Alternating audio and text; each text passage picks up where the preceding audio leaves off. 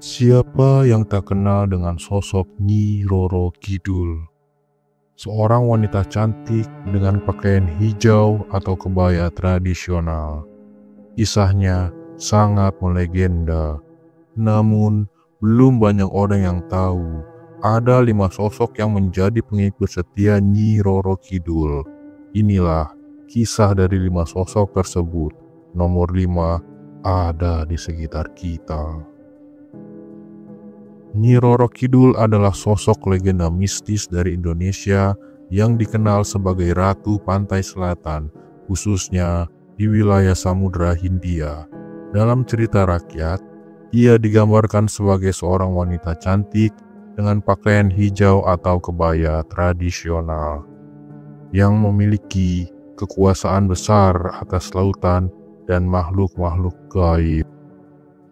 Banyak kisah menyebutkan bahwa ia adalah penjaga keseimbangan alam dan pelindung wilayah Laut Selatan.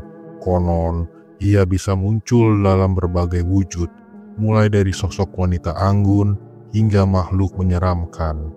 Beberapa orang percaya bahwa ia memiliki hubungan mistis dengan kerajaan di daratan, termasuk Keraton Yogyakarta. Tradisi ini sering dikaitkan dengan ritual penghormatan di pantai seperti Parangtritis atau Pelabuhan Ratu, di mana orang membawa sesajen untuk memohon perlindungannya. Legenda Nyi Roro Kidul juga dikenal dengan larangan mengenakan pakaian hijau di pantai selatan, karena warna tersebut diyakini sebagai warna favorit sang ratu yang bisa membuat orang tersesat ke lautan. Siapa sangka sang ratu memiliki 5 sosok yang menjadi pengikut setia dan penjaga kerajaannya. Siapa sosok itu? Mari kita simak bersama.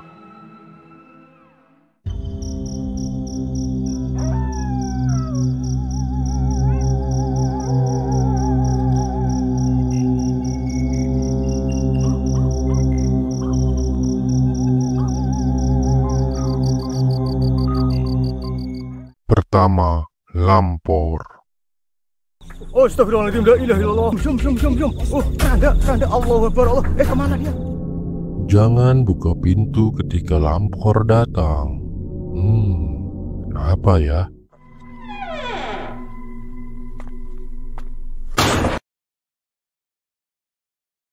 Di sebuah malam tanpa bintang di Temanggung, angin membawa suara samar, tabuhan drum, langkah kaki, dan nyanyian lirih yang mengalun dari kejauhan. Semua penduduk tahu satu hal, jangan buka pintu ketika Lampor datang. Di sebuah desa kecil di kaki Gunung Sumbing, hidup seorang pemuda bernama Arman. Dia seorang skeptis yang selalu menertawakan cerita rakyat yang dianggapnya kuno. Suatu malam, setelah bertengkar dengan ibunya karena terus-menerus diingatkan untuk tidak keluar rumah saat mendengar suara aneh, Arman keluar dengan sombong. Apa sih yang kalian takutkan? Hantu itu nggak ada. Lampor itu cuma cerita buat nakut-nakutin anak kecil, katanya sambil menghempaskan pintu depan. Malam itu, angin kencang berhembus lebih dingin dari biasanya. Langit gelap tanpa bulan, hanya ada suara jangkrik yang tiba-tiba berhenti.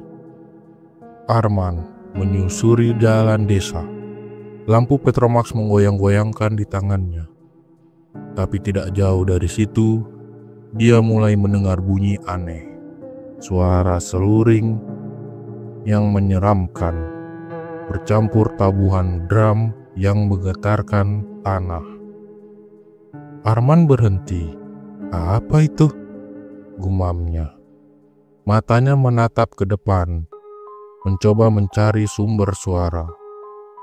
Dalam kegelapan, samar-samar terlihat barisan orang beriringan, membawa keranda mayat serta obor dan mengenakan pakaian serba putih dengan wajah yang pucat tak bernyawa. Arman bergidik. Hatinya mulai ragu. Ini pasti warga desa yang lagi bikin acara, katanya. Meski kakinya perlahan mundur, tapi saat salah satu dari mereka menoleh dengan mata yang kosong dan senyuman mengerikan, Arman tahu ini bukan manusia. Arman berbalik. Jantungnya berdegup kencang. Dia mulai berlari sekuat tenaga, meninggalkan suara langkah kaki, iring-iringan lampor yang terdengar semakin mendekat. Tapi yang membuatnya gemetar adalah kenyataan bahwa suara itu seperti muncul di segala arah, seakan-akan mereka mengepungnya. Ini gak mungkin terjadi, serunya. Nafasnya tersengal. Dia menoleh ke belakang dan melihat salah satu sosok itu kini berlari mengejarnya. Obor di tangan dengan wajah menyeringai seperti topeng kematian. Arman terus berlari hingga akhirnya tiba di pinggir sawah. Di depannya ada jembatan kayu tua yang menghubungkan jalan desa dengan hutan kecil di seberang. Dia berhenti sejenak, memandang jembatan itu yang bergoyang tertiup angin. Di tengah kebingungannya, suara seruling dan tabuhan drum semakin mendekat. Masuk ke hutan atau berbalik? Pikirnya panik. Tetapi sebelum dia bisa memutuskan, terdengar suara dari arah belakang. Arman! Arman membeku. Suara itu seperti suara ibunya. Tapi ada satu yang salah. Suaranya terlalu datar, terlalu dingin. Dengan ketakutan yang menguasai dirinya, dia menoleh perlahan. Di sana berdiri sosok wanita mirip ibunya, tetapi wajahnya pucat seperti mayat. Matanya kosong, tanpa kehidupan, dan bibirnya tersenyum lebar dengan gigi-gigi tajam yang tidak normal. "Bu," suara Arman bergetar. Tubuhnya seperti terpaku di tempat. Sosok itu melangkah mendekat, mengulurkan tangan kurusnya. "Jangan takut, nak. Ayo, ikut ibu," katanya dengan suara berbisik yang terdengar seperti angin. Arman berteriak sekuat tenaga dan melompat ke arah hutan, meninggalkan jembatan dan sosok wanita itu. Dia berlari tanpa tujuan, hanya ingin menjauh dari semuanya. Di hutan, semua terasa semakin gelap. Suara-suara dari iring-iringan lampor masih terdengar, dan kini terdengar bunyi ketukan seperti drum mengikuti langkah kakinya. Arman terus berlari hingga akhirnya ia tiba di sebuah gubuk kecil yang tampak terlantar.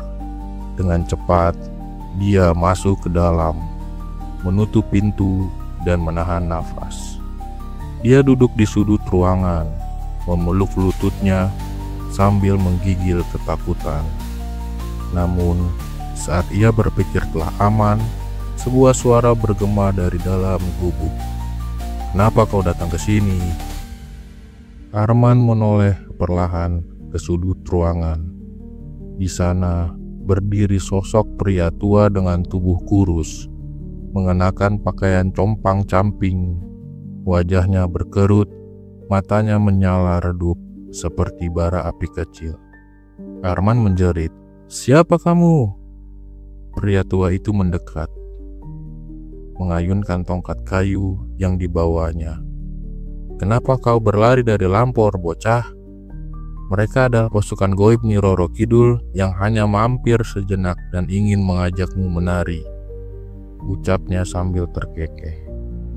Suaranya menggetarkan tulang. "Apa? Menari?"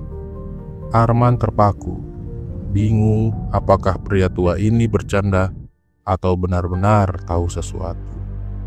Ya, kalau kau menolak, mereka akan lebih marah dan membawamu ikut iring-iringannya. Tapi kalau kau setuju, mereka akan mengembalikanmu dengan selamat, ujar pria itu sambil tersenyum misterius. Arman merasa tidak punya pilihan lain. Baik, saya akan menari. Tapi bagaimana caranya supaya mereka tidak menangkap saya? Pria tua itu tertawa keras hingga suaranya menggema di gubuk. Ikuti saja irama seruling mereka dan jangan berhenti apapun yang terjadi. Dengan keberanian yang tersisa, Arman keluar dari gubuk itu dan kembali ke jalan setapak. Suara iring-iringan lampor semakin jelas, dan kali ini mereka tampak lebih nyata. Puluhan sosok berjubah putih membawa obor dan alat musik tradisional, berjalan dalam barisan rapi. Wajah mereka tidak terlihat, hanya bayangan kosong seperti lubang hitam. Arman menelan ludah. Dia ingat kata-kata pria tua tadi, ikut menari. Baiklah, gumamnya. Ini mungkin mimpi buruk teraneh dalam hidupku. Saat lampor mendekat, Arman mulai melangkah mengikuti irama. Tangannya terangkat, tubuhnya bergerak kaku, mengikuti hentakan gendang dan suara seruling. Sosok-sosok itu berhenti sejenak, seakan memperhatikan. Kemudian mereka tertawa. Arman bingung, kenapa mereka tertawa, pikirnya. Tiba-tiba salah satu dari mereka berkata dengan suara menggema, "Hei bocah, kau menari seperti orang-orangan sawah." Mereka semua tertawa lebih keras. Salah satu sosok mendekat dan berkata, "Santai saja nak, kami cuma mau sedikit hiburan malam ini. Kau aman, tapi gaya menarimu, benar-benar memalukan." Arman terdiam sejenak. Lalu, sesuatu yang tak terduga terjadi. Dia ikut tertawa, tawa yang begitu lepas hingga dia lupa bahwa dia dikelilingi makhluk gaib. Lampor mulai melangkah lagi, meninggalkannya. Sebelum mereka pergi, salah satu sosok berkata, "Terima kasih atas hiburannya, tapi lain kali coba kursus menari dulu ya." Arman pulang ke rumah dengan perasaan campur aduk. Sesampainya di depan pintu, dia melihat ibu dan adiknya menunggu dengan cemas. "Mas, dari mana saja? Kami khawatir sekali." Arman hanya bisa berkata, "Besok aku mau daftar kursus menari." Mereka menatapnya bingung. "Ah?" Selesai. Selanjutnya nomor kedua, hantu nelayan. Kamu yakin mau berenang di sini malam-malam? Kalau tiba-tiba ada yang menarik kakimu, jangan salahkan siapa-siapa ya. Andi sedang menatap pantai Parangtritis yang sunyi. Malam itu, bulan purnama menggantung rendah, memantulkan cahaya ke laut yang tenang. Sejak kecil, ia sering mendengar cerita seram tentang pantai ini. Namun baginya, itu semua cuma tahayul. Andi adalah tipe orang yang lebih percaya pada sains daripada mitos. Mana ada hantu di sini? Kalau ada, sudah pasti masuk berita, gumamnya sambil membuka sendal. Saat ia melangkah mendekati air, seorang penjaga pantai tua memanggilnya. "Mas, sudah malam, jangan dekat-dekat air," serunya dengan nada khawatir. Andi tersenyum tipis. "Kenapa pak? Takut Nyi Roro Kidul marah?"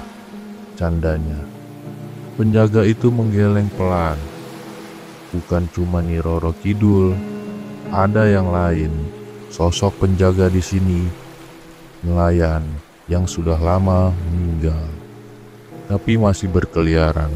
Kalau dia merasa terganggu, Mas bisa dibawa pergi. Andi tertawa. Pak, saya ini orang kota, jangan coba nakut-nakutin ya. Penjaga itu menatapnya dengan mata tajam. Kalau nggak percaya, ya terserah. Tapi jangan bilang saya nggak pernah ngasih tahu ya. Setelah percakapan itu, Andi tetap melangkah ke arah air.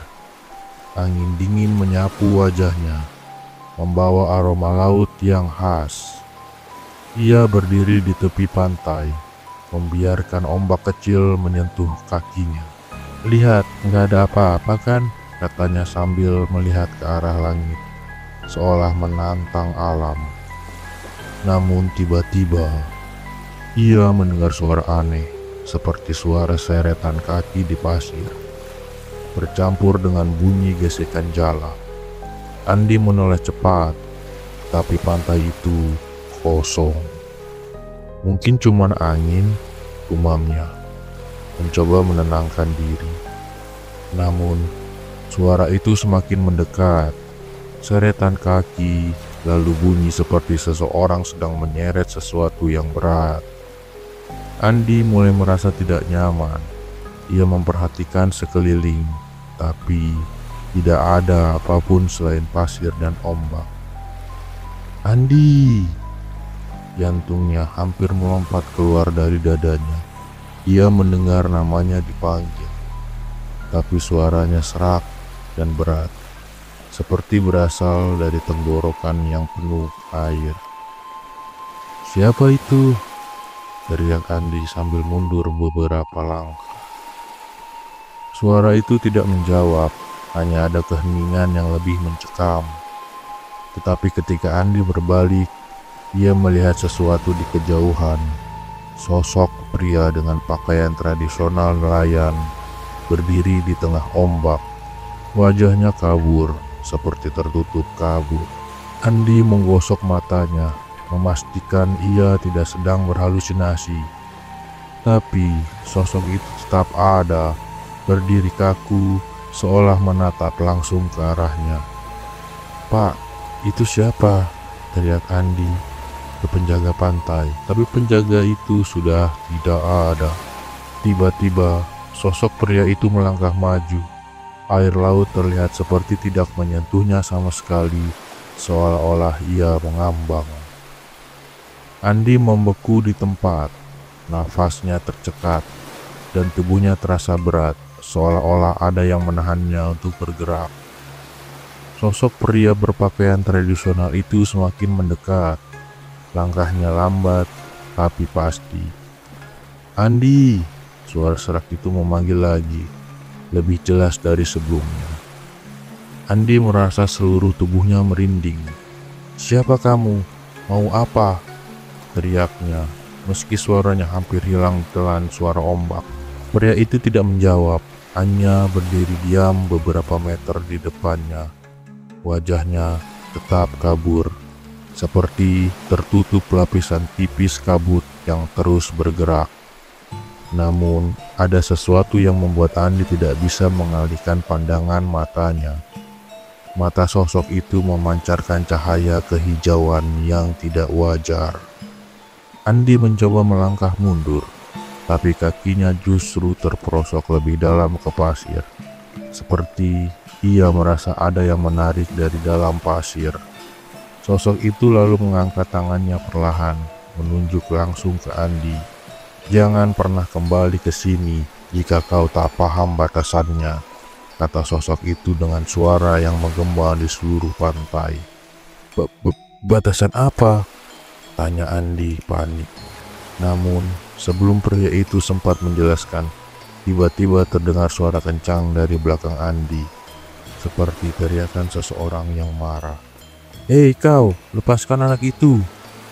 Andi menoleh dan melihat seseorang pria tua berpakaian penjaga pantai berlari ke arahnya sambil membawa senter besar. Ketika cahaya senter itu menyentuh sosok pria kabur tersebut, ia menghilang begitu saja, seperti ditiup angin. Andi jatuh terduduk di pasir, tubuhnya gemetar. Pria tua itu langsung membantunya berdiri. Kamu gak apa-apa nak? Tanya pria itu. Dia siapa, Pak? Apa itu tadi? Tanya Andi masih bingung dan ketakutan. Penjaga pantai menghela nafas panjang. Itu penjaga selatan. Dia muncul kalau ada yang melanggar aturan atau tidak menghormati laut ini. Apa yang kamu lakukan tadi? Andi terdiam sejenak, lalu teringat bagaimana ia menantang dengan sombong. Saya cuma bercanda, Pak. Bercanda? Laut ini bukan tempat untuk bercanda. Kau beruntung, dia hanya memperingatkanmu, kata pria itu dengan nada serius. Namun, sebelum mereka bisa pergi, suara serak itu terdengar lagi. Kali ini dari arah laut. Hati-hati, Andi. Andi menoleh, tapi tidak ada apa-apa. Laut tampak tenang seperti sebelumnya, seolah tidak pernah terjadi apa-apa. Andi dibimbing penjaga pantai menuju pos jaga kecil di tepi pantai. Meski sudah jauh dari lokasi penampakan, rasa takutnya belum hilang. Ia terus melihat ke belakang, memastikan sosok itu tidak kembali muncul. Setelah duduk, penjaga pantai menyodorkan segelas teh hangat. Minum ini, biar tenang, katanya. Andi menerima gelas itu dengan tangan gemetar. Pak, sebenarnya siapa sosok itu? Kenapa dia tahu nama saya? Penjaga pantai duduk di kursi tua yang berderit. Orang di sini menyebutnya penjaga selatan. Salah satu pengawal kerajaan laut Kidul. Ada yang bilang dia nelayan yang pernah bersumpah setia pada Nyi Roro Kidul. Wajahnya kabur karena dia bukan lagi manusia. Andi menelan ludah. Tapi kenapa dia marah sama saya? Karena kau sudah melanggar adat, nak, jawab penjaga pantai. Lalu ini bukan sekedar tempat wisata. Ada aturan tak tertulis di sini. Jangan sombong. Jangan berbuat seenaknya. Kau sudah menentang batas. Andi menggenggam gelasnya erat. Saya nggak tahu kalau bercanda seperti itu bisa bikin marah. Tapi kenapa dia menyebut nama saya? Penjaga pantai mengangkat bahu. Dia punya caranya sendiri. Kalau dia sudah menyebut namamu, itu berarti dia mengawasimu. Kau harus lebih berhati-hati, Andi. Andi merasa semakin gelisah. Ia tidak ingin lagi berada di pantai itu. Kalau gitu, saya harus apa, Pak? Pria tua itu berdiri dan mengambil seutas tali kecil dari laci. Di ujung tali itu tergantung sebuah kerang hijau yang berkilauan. Ini talisman. Simpan ini sebagai perlindungan. Jangan lupa berdoa dan minta maaf pada laut saat pulang nanti. Andi menerimanya dengan ragu. Apa ini benar-benar bisa membantu? Pria itu menatapnya serius. Yang penting kau percaya. Keesokan paginya, Andi memutuskan untuk kembali ke pantai bersama ibunya. Meski ibunya menganggap ceritanya terlalu mengada-ada, Andi tetap ingin meluruskan semuanya. Mereka membawa bunga dan sesajen sederhana untuk diletakkan di tepi pantai. Ini ide kamu ya, ibu cuma ikut aja, kata ibunya sambil tersenyum kecil. Andi mengangguk. Bu, ini penting, saya nggak mau ada apa-apa lagi. Mereka berjalan pelan ke tepi laut. Ombak pagi yang tenang membuat suasana terasa lebih damai. Meski Andi masih merasa ada yang mengawasinya, ia menunduk, menaruh sesajen di pasir, dan berbisik pelan. Saya minta maaf kalau saya kurang ajar kemarin. Saya janji gak akan main-main lagi. Saat mereka beranjak pergi, angin sepoi-sepoi bertiup dari arah laut, membawa bau harum yang aneh. Ibunya tiba-tiba berhenti dan menatap Andi. Kamu dengar itu? Andi mengernyit. Dengar apa, Bu? Suara seperti orang tertawa. Andi menoleh ke laut, tapi tidak ada apa-apa. Namun di kejauhan, ia melihat seperti melihat bayangan pria berpakaian tradisional itu lagi. Kali ini ia hanya berdiri diam di tengah ombak lalu perlahan menghilang. Andi menarik nafas panjang. Bu, kita pulang saja. Ibunya mengangguk, meski raut wajahnya menyiratkan kebingungan. Iya, ayo. Seminggu setelah kejadian itu, Andi kembali ke pantai bersama ibunya. Kali ini, suasananya lebih santai karena Andi merasa semuanya sudah kembali normal. Saat berjalan di tepi pantai, Andi tiba-tiba mendengar suara seseorang memanggilnya dari kejauhan. "Andi!" Jantungnya langsung berdegup kencang. Ia menoleh dengan cepat, berharap itu bukan penjaga selatan. Namun, alangkah terkejutnya ia ketika melihat seseorang pria berpakaian tradisional itu muncul kembali dari balik batu besar. Tapi kali ini ada yang berbeda. Pria itu membawa smartphone. "Woi Andi, fotoku kemarin ngeblur," serunya sambil melambaikan ponsel. "Tolong fotoin ulang dong. Susah loh dapetin angel pas kayak kemarin." Andi terpaku, mulutnya tenganga. Ibunya menatapnya bingung. "Itu siapa lagi Andi? Kok wajahnya begitu?" Pria itu mendekat sambil menyengir lebar. Wajahnya tetap sedikit kabur. "Ya ampun, anak zaman sekarang. Kalau minta fotoin suka sembarangan. Wajahku jadi ngeblur. Aku jadi viral gara-gara foto ini. Sekalian bantu editin dong." Andi tidak tahu harus tertawa atau menangis. Ia memutar otak mencari alasan. Pak, saya tidak bisa ngedit dan kamera saya lagi rusak." "Ah, masa?" Pria itu tertawa kecil. "Ya sudah, lain kali jangan lupa izin dulu ya. Dan yang penting hormati tradisi juga, oke?" Andi hanya mengangguk kaku. Setelah pria itu pergi, ia langsung menoleh ke ibunya. "Bu, ayo pulang sekarang." Ibunya menghela nafas sambil tersenyum. "Andi, ternyata hantu pun sekarang ngerti soal FYP ya." Selesai. Selanjutnya nomor ketiga, hantu penari laut. Pernah dengar suara musik di pantai? Jangan ikuti suara itu. Cepatlah kabur kalau kamu nggak mau kejadian ini terjadi pada diri kamu. Di Parangtritis, suara musik melankolis sering terdengar di malam hari, seolah memanggil jiwa-jiwa yang lewat dengan tarian yang diiringi musik itu. Tetapi, apa yang terjadi jika seseorang terpikat oleh tarian itu? Malam itu, angin pantai berhembus lembut, membawa aroma asin khas laut. Parangtritis tampak lebih sunyi dari biasanya.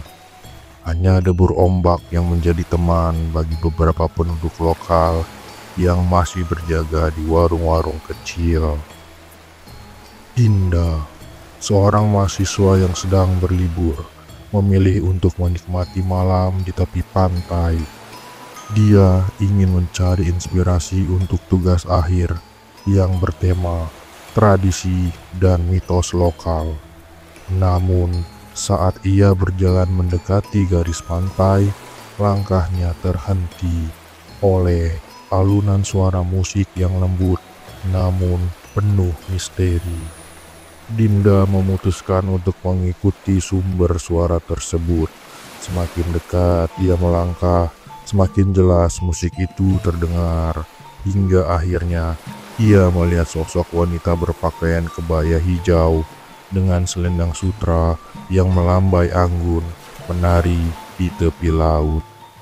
Wanita itu tampak begitu memikat. Gerakan tariannya seperti memanggil Dinda untuk mendekat. Namun, ada sesuatu yang aneh. Tatapan mata penari itu kosong, seolah tidak melihat apapun. "Siapa dia?" bisik Dinda pada dirinya. Dinda memutuskan untuk mengabadikan momen tersebut dengan kameranya. Namun, anehnya, setiap kali ia mencoba memotret, gambar yang tertangkap hanyalah gelombang laut tanpa jejak sang penari. Rasa penasaran semakin besar. Ia pun mendekat lebih jauh. Saat Dinda hanya bergerak beberapa meter, penari itu berhenti. Musik yang mengiringinya juga perlahan menghilang. Penari itu berbalik, dan Dinda tersentak. Wajah wanita itu samar, seperti tertutup kabut tipis. Dinda mencoba bertanya, tetapi sebelum ia sempat berbicara, penari itu melangkah mundur ke dalam air, tetap dengan gerakan tarian yang anggun. Anehnya, meskipun sudah masuk ke dalam laut, tubuhnya tidak tenggelam. Ia terus menari di atas permukaan air hingga akhirnya menghilang di kegelapan malam. Dinda kembali ke penginapan dengan perasaan campur aduk. Esok paginya, ia menceritakan kejadian itu kepada Pak Harjo, pemilik penginapan. Wajah Pak Harjo langsung berubah serius. "Kamu bertemu dengan penari itu. Kamu beruntung, dia tidak menyentuhmu dengan selendangnya," kata Pak Harjo dengan nada khawatir. "Menyentuhku? Maksud Bapak?" Pak Harjo menjelaskan bahwa penari itu adalah salah satu pengikut setia Nyi Roro Kidul. Konon, ia muncul untuk memikat jiwa-jiwa tertentu agar masuk ke dalam dunia gaib di dasar laut. Banyak yang percaya bahwa siapapun yang disentuh oleh selendang penari itu akan menghilang selamanya. Namun, ada yang aneh. Ketika Dinda memeriksa kamera yang ia gunakan semalam, ada satu foto yang tertangkap. Gambar dirinya sedang menari dengan selendang hijau di tangannya. Dinda kaget karena ia merasa tidak pernah menari semalam. Tiba-tiba, suara musik terdengar dari luar kamar.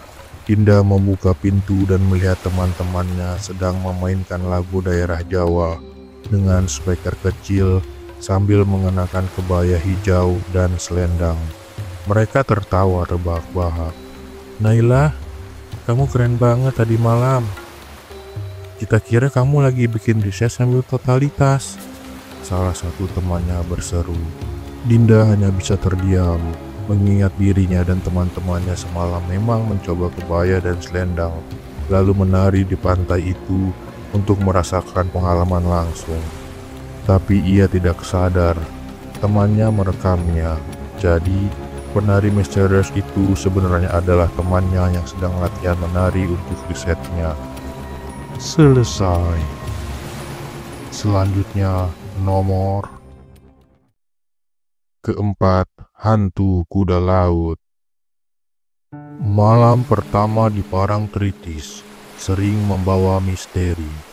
Tapi malam itu, aku dan Raka tak hanya bertemu sesuatu yang menyeramkan. Kami juga menemukan sesuatu yang menggelikan.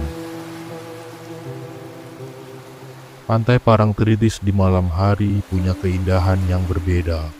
Lautnya tenang, anginnya lembut, dan sinar bulan memantul di permukaan ombak, menciptakan kilauan magis. Tapi malam itu, suasananya tidak terasa seperti biasanya. Aku dan Raka duduk di atas pasir, memandang ombak yang berguling perlahan. Kami sering datang ke pantai ini untuk bersantai atau sekedar menghabiskan waktu berbincang. Menurutmu, kenapa pantai ini selalu penuh cerita mistis? Tanya Raka tiba-tiba, memecah kesunyian. Aku tersenyum, menyalakan senter kecil yang kubawa untuk bermain-main dengan bayangan di pasir. Mungkin karena orang-orang suka membesar-besarkan sesuatu, kayak kamu. Raka tertawa kecil.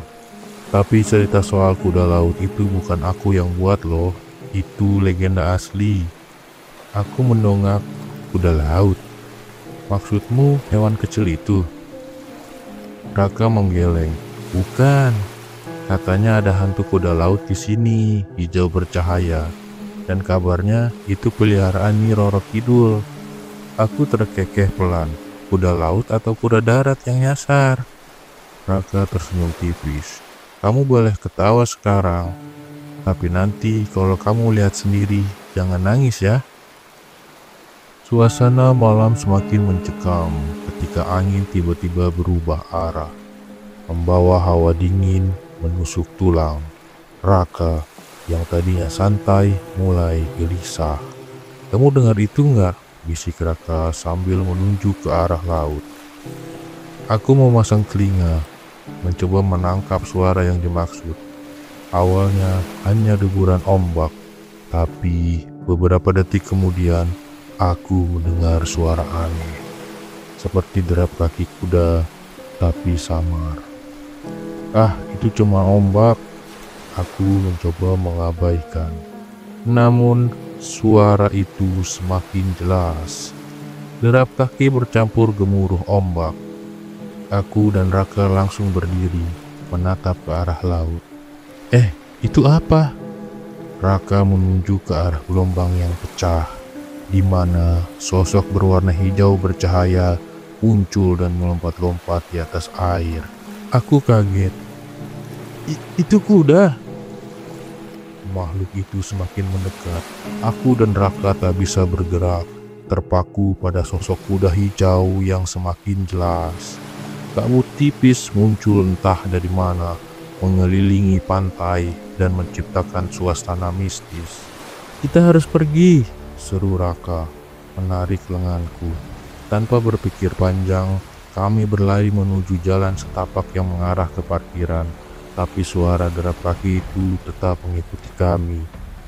"Jangan bilang dia mengejar kita," gumamku setengah panik. Raka menoleh ke belakang. "Ya, dia mengejar, cepat lari." Saat kami hampir mencapai jalan setapak, tiba-tiba dari arah kabut muncul seorang pria. Bajunya basah kuyup, wajahnya penuh panik, dan dia tampak mencari sesuatu. Mas!" panggilnya sambil melambaikan tangan. Aku dan Raka berhenti sejenak, bingung sekaligus waspada. "Kenapa?" tanyaku, suaraku bergetar.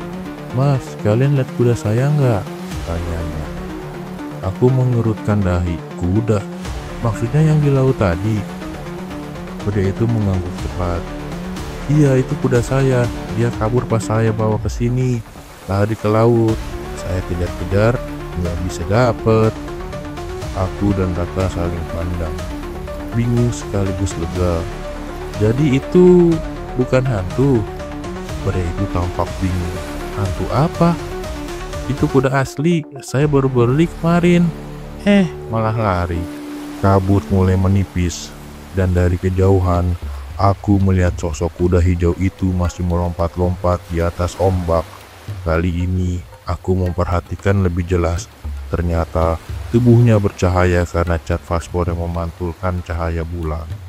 "Pak, itu kudanya," seru Raka sambil menunjuk. Pria itu menghela napas lega. "Aduh, dasar kuda nggak tahu arah. Saya ambil dulu ya."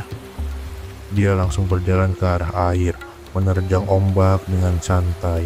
Aku dan Raka hanya bisa terpaku menahan tawa. Ketika pria itu berhasil menarik kudanya kembali ke daratan, aku tak bisa lagi menahan diri. Jadi cerita mistis soal kuda laut itu cuma ini. Pria itu hanya tersenyum tipis. "Ya, mungkin aja, tapi kuda saya memang suka bikin masalah." Malam itu aku dan Raka pulang sambil tertawa terbahak-bahak. Siapa sangka legenda tentang hantu kuda laut ternyata hanya soal kuda tersesat yang kabur dari pemiliknya. Selesai. Selanjutnya nomor kelima, hantu bayi yang menangis. Dini hari yang sunyi, suara tangisan bayi tiba-tiba memecah keheningan.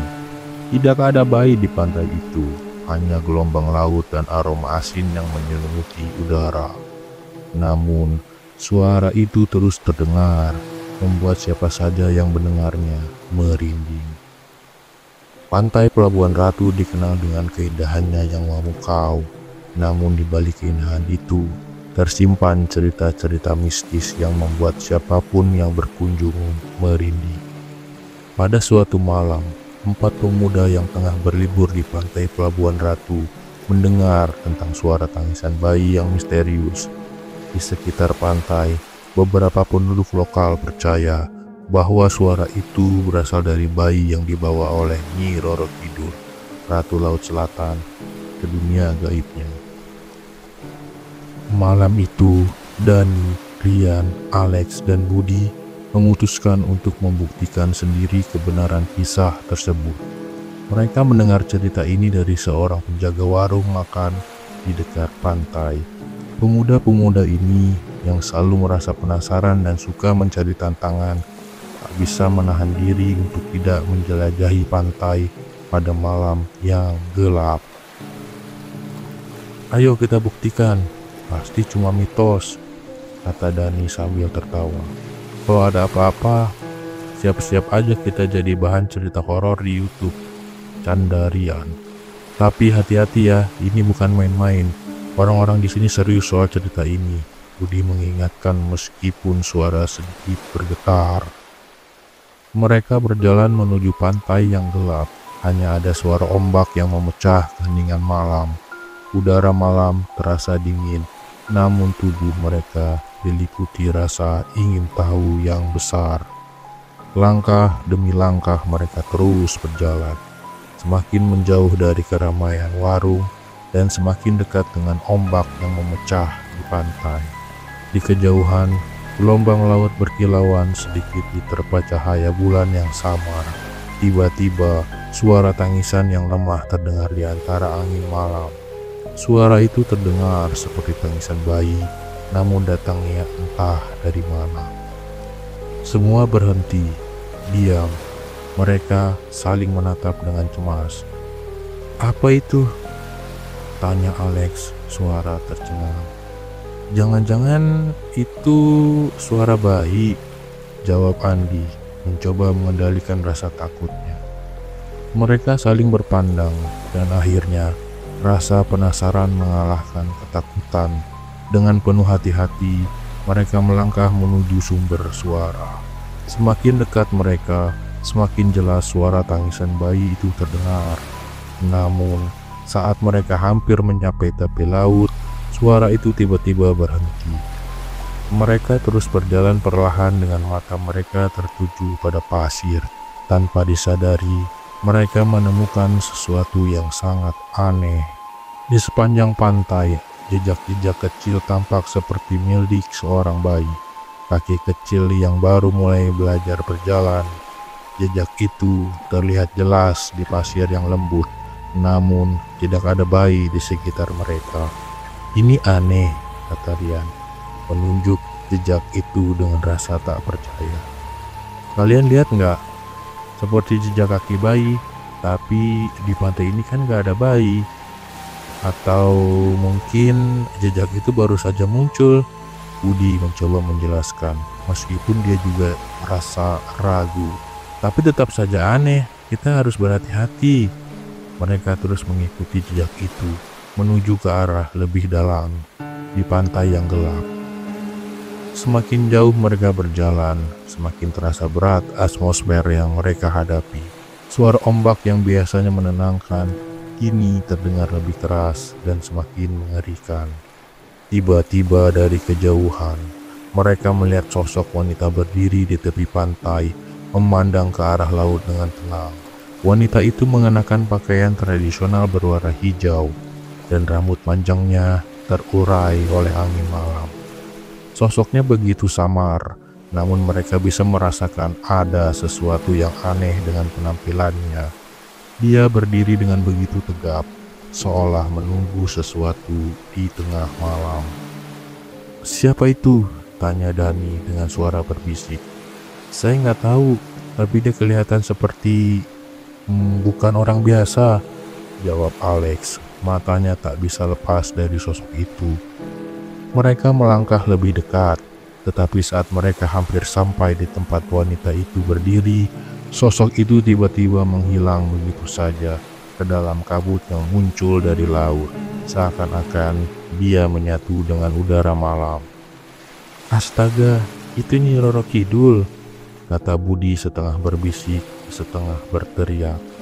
"Tunggu, jangan asal bilang begitu," Dani menoleh dengan gugup. Kalau itu benar, kita bisa kenapa-napa loh. Mereka terus berjalan dengan rasa cemas yang semakin membebani mereka.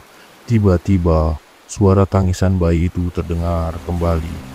Kali ini lebih keras dan lebih jelas. Suara itu terdengar seperti berasal dari dalam laut. Mereka segera berbalik, mengikuti suara itu, dan menemukan sebuah batu besar yang menonjol di tepi pantai. Di bawah batu itu ada sebuah benda kecil terbungkus kain putih, seperti sesuatu yang disembunyikan, tersembunyi dalam kegelapan malam. Dani yang paling penasaran memberanikan diri mendekati dan membuka kain itu. Saat kain dibuka, mereka semua tercengang. Saat kain itu dibuka, yang mereka temukan bukan bayi seperti mereka bayangkan, melainkan sebuah boneka bayi yang sangat realistis. Boneka itu tampak mirip dengan bayi asli, dengan wajah yang sangat mirip. Namun, entah siapa yang meninggalkan boneka itu di sana. Namun, tidak ada waktu untuk berpikir panjang, karena tiba-tiba suara tangisan bayi itu terdengar kembali. Namun kali ini lebih keras dari sebelumnya. "Sudah, ayo pergi," kata Rian dengan panik. "Ini bukan hal yang main-main." Mereka pun berlari menjauh dari tempat itu sambil membawa boneka bayi itu menuju tempat yang lebih terang. Setibanya mereka di warung yang lebih ramai, mereka tertawa kelelahan. Namun, ada sesuatu yang membuat mereka merasa aneh. Tiba-tiba salah satu dari mereka, Alex, menyadari bahwa boneka bayi yang mereka temukan ternyata milik seorang anak yang sedang mencari mainannya yang hilang tadi sore. Saat mereka bertemu dengan pemilik warung yang mengenali boneka itu dan menceritakan bahwa anaknya telah kehilangan bonekanya dan saat ini sedang menangis. Ternyata selama ini mereka hanya mengikuti suara tangisan boneka yang telah dimainkan oleh anak kecil yang tidak sengaja dibawa dan hilang di pantai. "Jadi kita panik gara-gara boneka bayi?"